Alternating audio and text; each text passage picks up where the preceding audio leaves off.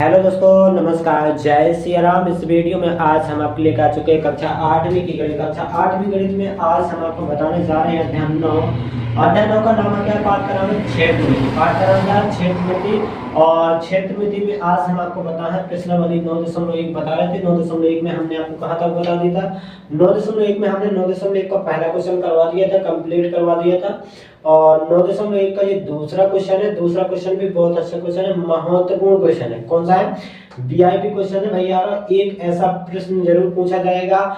ऐसे दो प्रश्न है भैया, एक उदाहरण में थे समलंब चतुर्भुज कैसा, एक है उदाहरण में, और जो आपका प्रश्नावली में। तो ऐसा जरूर एक प्रश्न आ सकता है, इसकी संभावना है। तो मोस्ट क्वेश्चन है, आप लोग वीडियो जरूर देखें, लास्ट तक वीडियो देखें। अगर आपको अच्छा लगे तो बताना जरूर।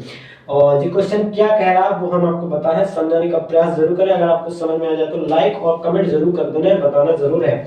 देखो इसमें आपको दिया क्या है, मुख्य बात, इसको क्वेश्चन को पहले समझ लो। क्वेश्चन समझ में आया अपने आप बन जाता है। इसमें लिखा है एक समलंब का क्षेत्रफल। अपना एक समलंब क्या होता है? चतुर्भुज। समलंब चतुर्भुज का क्षेत्रफल 34 सेंटीमीटर स्क्वायर है, मतलब क्षेत्रफल द है अपना। इसकी ऊंचाई साथ में 4 सेंटीमीटर भी रही अपना। और समांतर भुजाओं में से दो समलंब में है क्या, दो समांतर भुजाएं होती। अब तुम्हें समलंब चतुर्भुज देखो, समलंब चतुर्भुज कैसा है? ऐसा चतुर्भुज जिसमें एक भुजा का युग्म समांतर होता है, मतलब उसमें एक भुजा का युग्म आमने सामने कोनों वाला भुजा का युग्म समांतर है। जैसे हम यहाँ पर दिखा रहे हैं तुम्हें, एक जो समलंब दिखा रहे हैं। अब इसमें सामने सामने की भुजा समलंब समांतर है ना, समांतर। अब कोनों में तो भैया ऐसे हो जाए कि जितना समांतर हो जाए और सामने की, और ऐसा भी बन जाए तो जीवित समान जो भी समलंब है, कैसे ये जीवाली समांतर भुजाएं है ना, तो ऐसा भी हो सका। अब लेकर में तुम्हें जो ऐसा भी कह रहे कि अपन कौन भी चित्र बना लो, समझ में क्या है। एक समलंब का क्षेत्रफल 34 सेंटीमीटर स्क्वायर, इसकी ऊंचाई बना रही है। ऊंचाई का मतलब है इसकी ऊंचाई, समांतर जिनकी ऊंचाई है, और ऊंचाई का मतलब पूरी चतुर्भुज की ऊंचाई जे है ना, पूरी चतुर्भुज इसकी ऊंचाई समझ लो कि समांतर रेखा के बीच की दूरी भैया ई से ई समांतर रेखा से ई समांतर रेखा के बीच की दूरी कितनी रही, मतलब एते से लेके एते तक की दूरी कितनी रही? 4 सेंटीमीटर है। दूरी बोल दिया ऊंचाई, अपन वैसे ऊंचाई पढ़े, अगर ऊंचाई कैसे सूत्र की तरह से देखें तो ऊंचाई ही इसको बोलेंगे। कैसे समलंब की देखो ऊंचाई कहा गया है, लेकिन दो रेखन के बीच की दो समांतर रेखाओं के बीच की दूरी है, तो जो दूरी या ऊंचाई को कुछ भी बोल दो। वो जो समलंब चतुर्भुज का क्षेत्रफल है, मतलब इस पूरे का क्षेत्रफल कितना? 34 है। और समांतर भुजाओं में से इनमें समांतर भुजा कितनी होती? समलंब में 2 होती। समांतर भुजा में से एक समांतर भुजा की लंबाई अपन है 10 सेंटीमीटर। अब तब उनमें से कौन की 10 मान लो, चाहे तुम ज्यादा मान लो चाहे ऊपर वाली 10, हम ऊपर की 10 दे रहे हैं, ठीक है। जब ऊपर की 10 मान ली हमने कि ऊपर की कितनी भुजा? 10 सेंटीमीटर है, ठीक है। और जब भुजा हमें क्या करना है? ज्ञात करना है। कौन सी? नीचे वाली ज्ञात करना है। अब अपन है इन भुजन को नाम ले लो, और अपन अगर इसको क्षेत्रफल दो ये तो पहले इसका मान लो। अपना क्षेत्र दो नहीं है तो पहले हल लिखें। हल लिखने के बाद आपको क्या करना है कि माना समलंब चतुर्भुज की समांतर भुजाएं, ठीक है। माना समलंब चतुर्भुज की, हमने चतुर्भुज का डब्बा बना था, 4 कोण का डब्बा हम बोले चतुर्भुज। सो ये चतुर्भुज पड़े। समलंब चतुर्भुज की समांतर भुजाएं मान ले रहे हैं हम। समांतर क्या होती? समांतर 2 होती समांतर भुजाएं। हम कौन कौन सी समांतर भुजाएं को मान ले?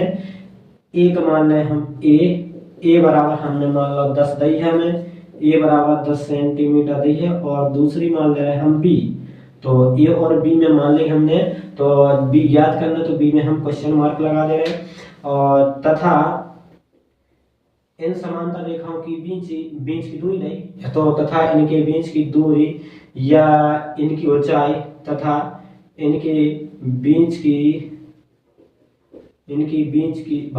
ऊंचाई तथा इनकी मिलो तथा ऊंचाई, तो ऊंचाई लिख दे सीधे, तथा ऊंचाई लिखो। अगर इनकी रेखाओं के बीच की दूरी आ जाता, दूरी ही ऊंचाई कहलाता है। अब इनमें सीधे ऊंचाई लिखो तो अपन ऊंचाई लिखो, ऊंचाई है ऐसे दर्शाई के पास एच बराबर कितना दिया? 4 सेंटीमीटर, ठीक है।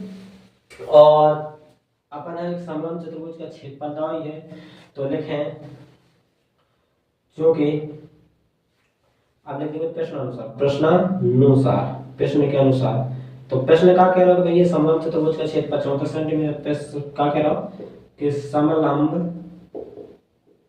चतुर्भुज का समलंब का क्षेत्रफल कितना बना 34 सेंटीमीटर स्क्वायर। ठीक है, इतने अपने पास समलंब का क्षेत्रफल है। और समलंब का क्षेत्रफल कितना अच्छा, समलंब का क्षेत्रफल को हमने फॉर्मूला लिखवाया तो a प्लस के बी कोष्टक ऊंचा गुणा ऊंचाई ऐसा हमने लिखवाया था। या इसी को आप ऐसा भी लिख सकते हैं a प्लस के बी बटे में 2 और गुणा में h, ऐसा भी लिख सकते हैं। किसी भी प्रकार से लिख दो, कहलाएगा एक साइन। ठीक है, तो आप ऐसा भी लिख सकते हैं उसको a प्लस के बी, और जहां a और b का है समांतर भुजाएं हैं क्या, तो ऐसे ही बोल सकता अपन। तो जहां में जो a और b का है समांतर भुजाएं और h का है उनकी ऊंचाई है। ठीक है, उनकी समांतर रेखाओं के बीच की दूरी है। तो जब समांतर रेखा के बीच की दूरी का कहलाएगी ऊंचाई। और यहाँ पर आपको क्या लिखेंगे, समलंब चतुर्भुज का क्षेत्रफल लिख देंगे a प्लस के b। कैसा लिखेंगे, क्योंकि हम भुजाएं a और b माने समांतर भुजाएं। अगर नहीं लिखना तो भैया सीधा हिंदी में लिखो समांतर भुजाओं का योग। तो इनमें क्या लिख दे रहे हैं हम, a प्लस के b बटे में 2 और गुणा में क्या मारो h और बराबर 34। ठीक है, और 34। अब आपका इनमें क्या करना, क्षेत्रफल तो हमने रख दिया, क्षेत्रफल कितना था a प्लस के बी गुणे h बटे में 2। जितना हमारे पास क्षेत्रफल था उतना हमने यहाँ पर सूत्र रख दिया, और जो बराबर हमें दिया था अब यहाँ से हमें सीधी क्या मिल जाएगी, जिनके मान पता है वे रख देंगे और जिनका नहीं पता होगा अपने आप आ जाएगी। ठीक है, तो a का मान हमें यहाँ पर 10 पता है 10 रख देंगे, b पता नहीं तो b नहीं रखेंगे, और गुणा में h कितनी है 4 सेंटीमीटर बाद में लगाएंगे। ठीक है, अब इकाई अभी नहीं लगाएंगे, बाद में हल करके लगा देंगे। और जे आपको बता दें तो जे आपके बटे में हो, जे गुणा में, तो बटे हो वो गुणा का कट जाएगा, तो भाग को 2 दूना 4 में भाग लगा दो तो कितना आ जाएगा 10 b गुणे कितना 2 बट 34 बराबर में इतना आ गया ना। इतना तो आपको समझ में आ चुका है कि जी यहाँ पर इतना कैसे आया। ठीक है, इतना पता चल गया, बस इतनी बात आपका पक्की हो गई तो बढ़िया पूरा सवाल अच्छे से चल जाएगा। अब ईमेल क्या कर रहा हूँ, ईमेल क्या करें अपन, जो चित्र बनाना हो तो बना लिए, समझ में गिलाना आपका अपने माइंड में बनाना हो, स्थायी करना हो तो बना सकते, करने की जरूरत नहीं है। ठीक है, ये की कोई जरूरत नहीं है।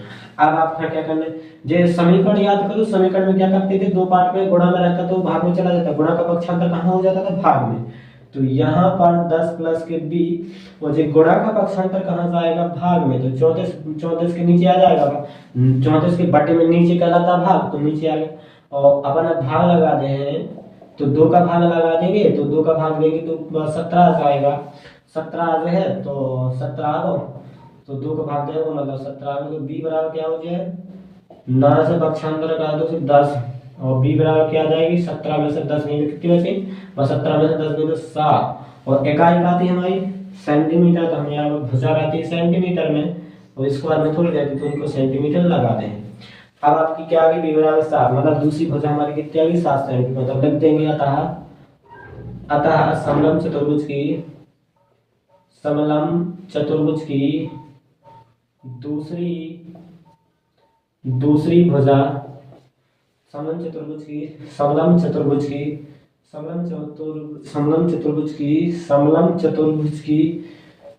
दूसरी समांतर भुजा कितनी आ गई, समांतरी भुजा पूछ रहे थे, यहाँ पर लिखा था दूसरी समांतर भुजा की लंबाई, दूसरी समांतर भुजा कितनी है, दूसरी समांतर भुजा 7 सेंटीमीटर है। जितना आपका आंसर हो जाएगा परफेक्ट, इतना लिख दोगे तो आपको अच्छे से अच्छे नंबर मिल जाएंगे बिल्कुल। और अगर दोस्तों वीडियो पसंद आए तो लाइक जरूर करना, कमेंट करके बताना जरूर आपको वीडियो कैसा लगा। मिलते हैं दोस्तों नेक्स्ट वीडियो में। जय श्री राम, धन्यवाद।